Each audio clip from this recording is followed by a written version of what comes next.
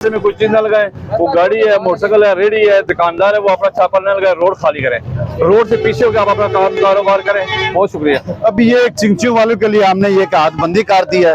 इधर आए आप देखें कि हमने ये कोने लगाई हैं, इनको पता है ये कोनों के अंदर आपने खड़े होना है। बहुत अच्छा माशाल्लाह। रोड के ऊपर चिंची आपकी ना आए और यहाँ से जो चिंची निकले वो रास्ते में ब्रेक ना लगाए।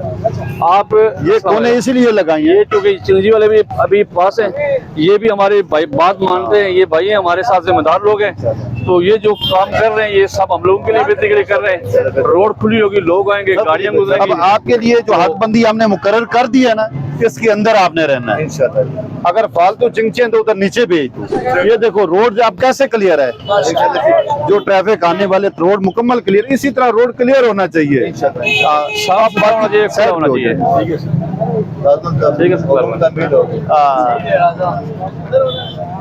गन्ने की रेडी फिर नहीं लगानी।